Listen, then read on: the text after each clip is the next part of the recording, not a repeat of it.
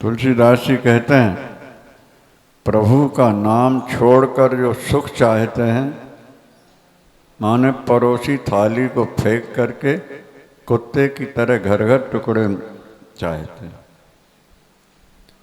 जो ईश्वर का नाम छोड़कर सुख चाहता है, वो दर दर डोलेगा, पेट नहीं भर पाएगा।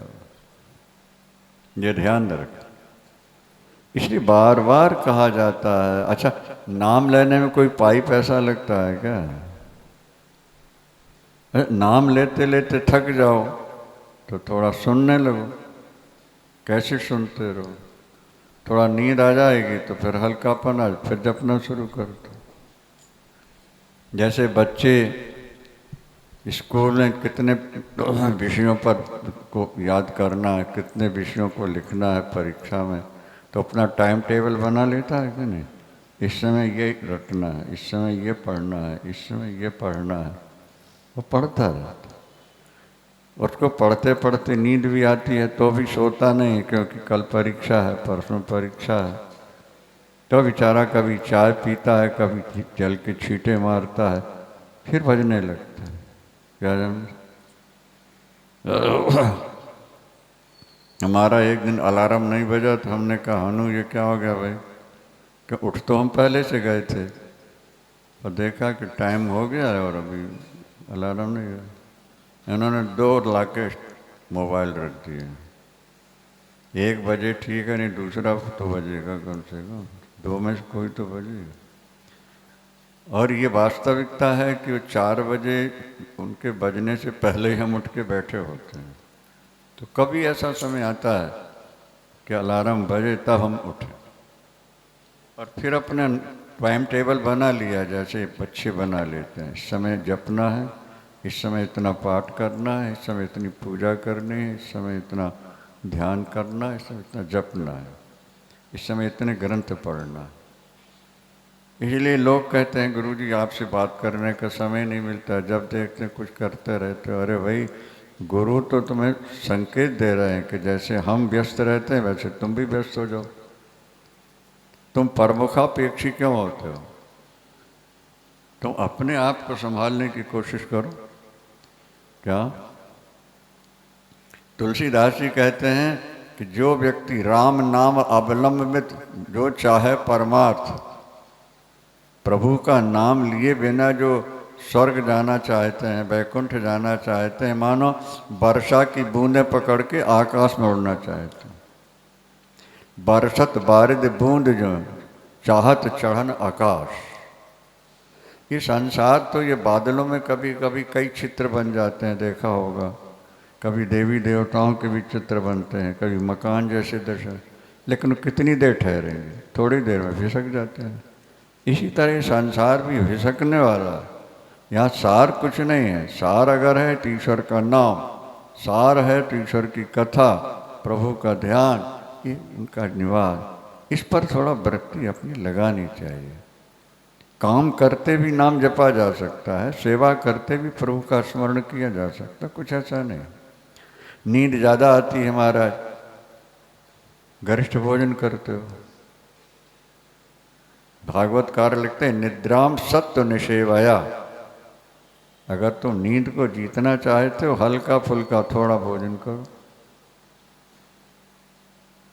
हम सोकर जब उठते हैं और अपने पाठ में या ध्यान में बैठते हैं, ऐसा लगता है कि शरीर है ही नहीं हमारा, केवल लाइट ही लाइट है, प्रकाश ही प्रकाश है। एकदम शरीर बिल्कुल, और इस अवस्था में भी जाके शरीर इतना हल्का फुल्का रहना, और दर्द नहीं, कुछ नहीं होता। पहले होता रहा होगा, लेकिन जब लगे रहे क्या समझ, अब वो शरीर ही वैसा बन गया। पता है ना कि एक दिन मोबाइल बजा नहीं और आँख खुल गई थी, नाम लेते रहे, पढ़े पढ़े चलो, और बजने 4:30 बज गया। हाँ, बजा नहीं और नींद लगी नहीं, अब खुल गई है और शरीर हल्का। उठ के बैठे, देखा तो 4:30। अरे अरे, ये क्या हो रहा? निद्राम सत्व निषेवया। नींद को जो जीतना है तो हल्का फुल्का भोजन। अब हम कितना हल्का फुल्का करते हैं, तुम लोग प्रसाद लेते हो तो देखते ही हो क्या होता है इसका, क्या जल्दी हजम हो जाता है। छोड़ो। और नाम बराबर जपती रहती, काम करते रहना और नाम, काम करते चलो नाम जपते चलो।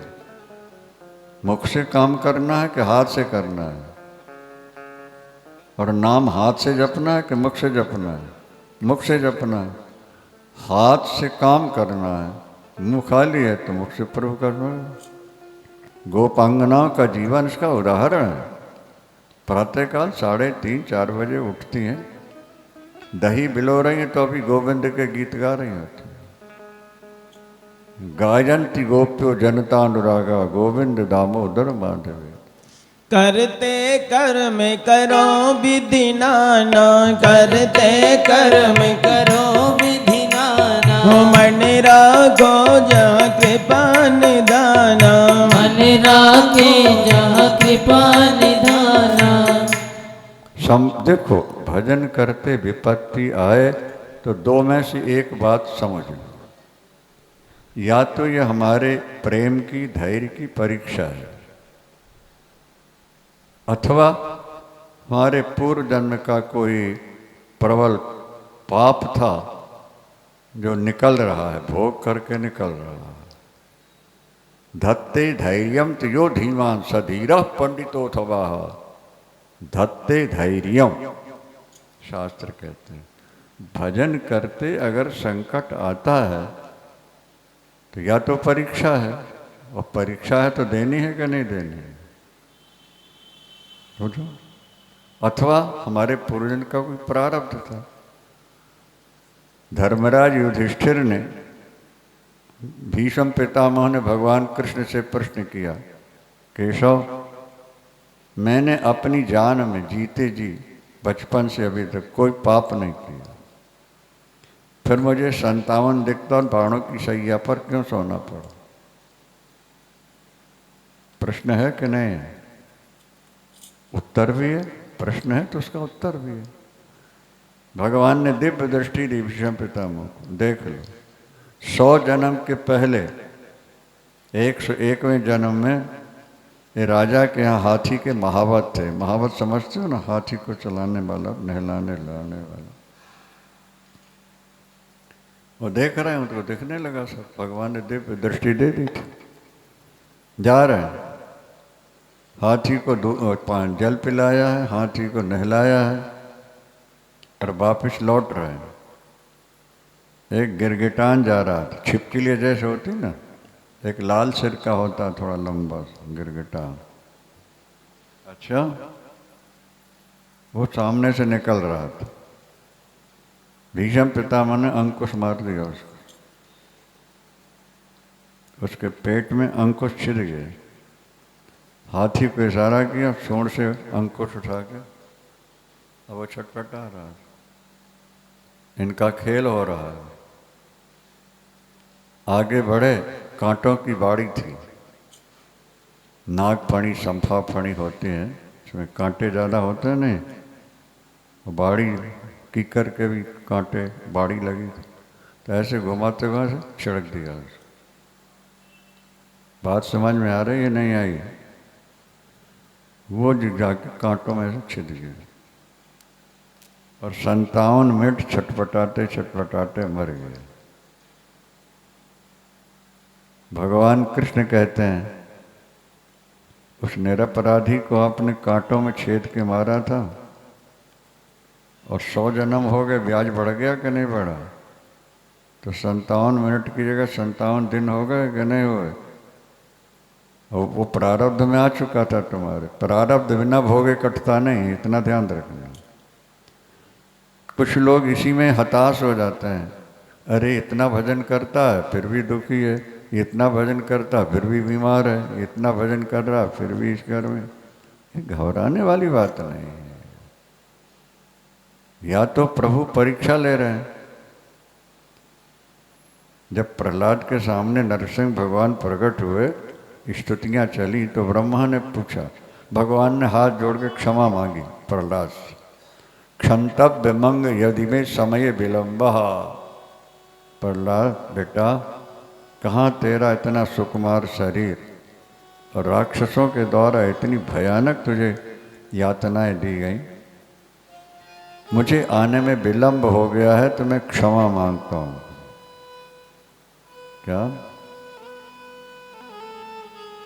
तो ब्रह्मा जी ने कहा, प्रभु जल्दी आ जाते तो क्षमा तो नहीं मांगनी पड़ती। तो भगवान ने कहा, ब्रह्मदेव, विलंब से आने में दो कारण थे। वो क्या?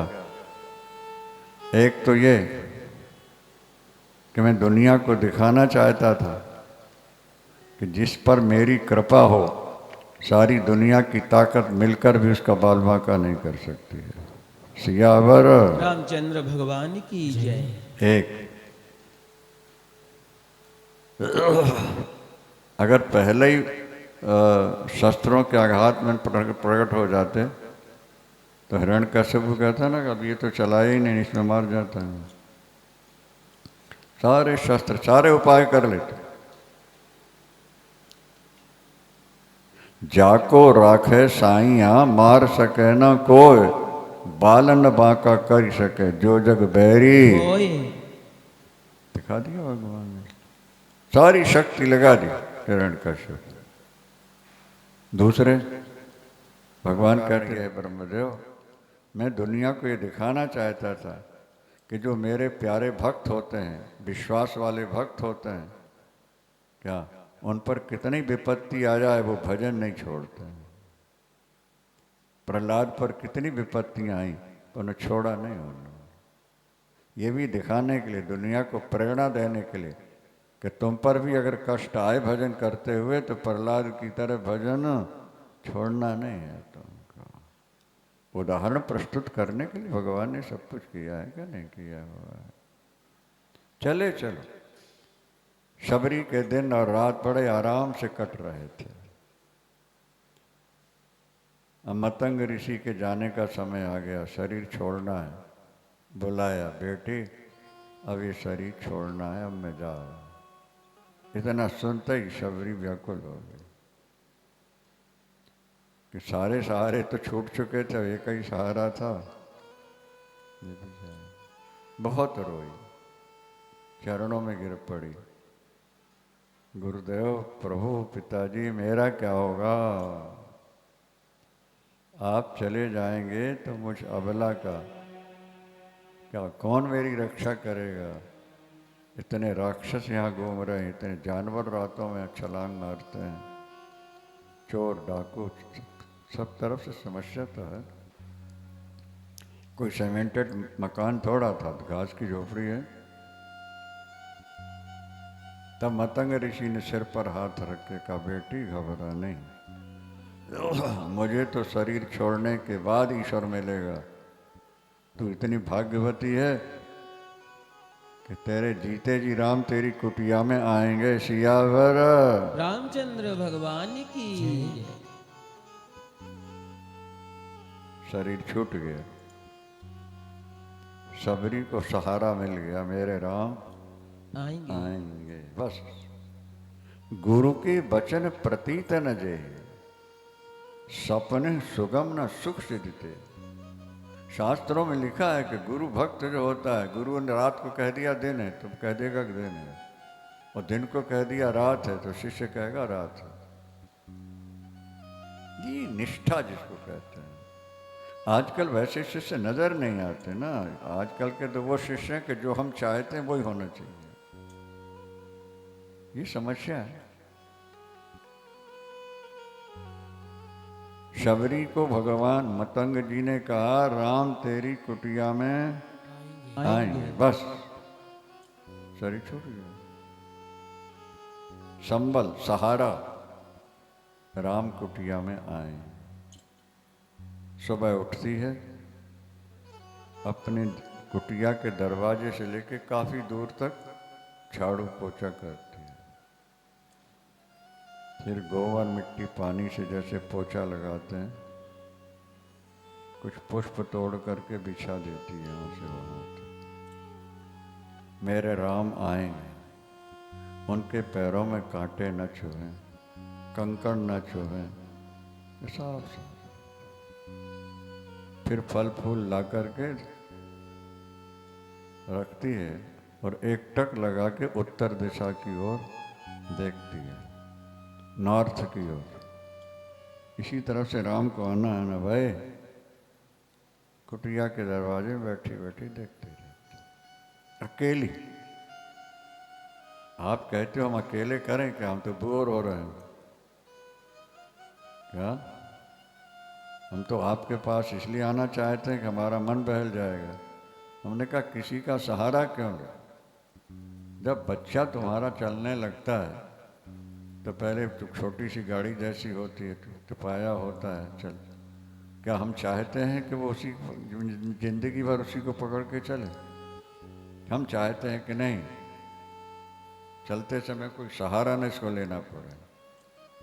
बात समझ में आ रही है कि नहीं? और तब तक माता पिता सावधान रहते हैं। जब थोड़े दिनों में वो सब छोड़ के पैदल चलने दौड़ने लगता है, माता पिता खुश होते हैं।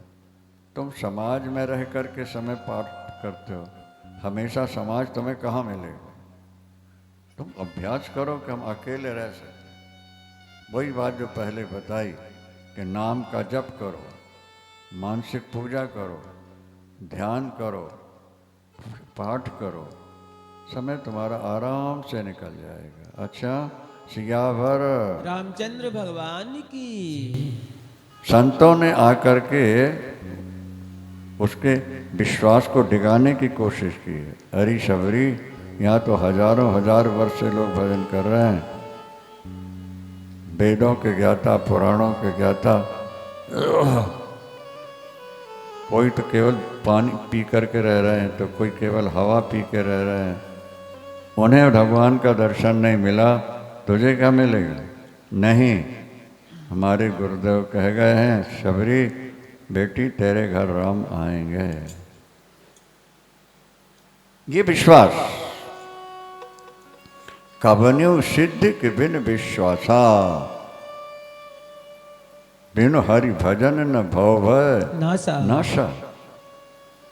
तब तक तुम्हें सिद्धि मिल ही नहीं सकती जब तक तुम्हारे मन में दृढ़ विश्वास न हो, गुरु के वचनों पर और शास्त्र के वचनों पर। जब तक दृढ़ विश्वास नहीं होगा, सफलता नहीं मिलेगी। शबरी के विश्वास ने, प्रेम ने चमत्कार दिखा दिया कि ताहि दे गति राम उदारा, ताहि दे गति राम उदारा, ताहि दे गति राम उदारा, ताहि दे गति राम उदारा। शबरी के आश्रम पगुधारा, ओ शबरी के आश्रम पगुधारा, ताहि दे गति राम उदारा, ताहि दे गति राम उदारा। शबरी के आश्रम पगुधारा, शबरी के आश्रम पगुधारा। शबरी देख राम गृह आए, शबरी देख राम गृह आए, शबरी देख राम गृह आए, शबरी देख राम गृह आए। मुनि के बचन समुझ जिय भाए, मुनि के बचन समुझ जिय भाए, मुनि के बचन समुझ जिय भाए, मुनि के बचन समुझ जिय भाए। महर्षि के वचन याद आ गए। गुरुदेव ने कहा था, शबरी तेरी कुटिया में हम आए। सरस जलोचन बाहु विशाला, जटा मुकुट और सिरवर। आजान बाहु भगवान के हाथ, जिसके हाथ घुटने को छू लेते हैं वो बड़ा भाग्यवान माना जाता है। आजान बाहु कहते हैं। राम के हाथ से घुटनों को छू लेते हैं। राम के हाथ कैसे हैं? ऊपर मोटे हैं और नीचे आते आते जैसे हाथी की सूंड होती है, ऊपर मोटी है,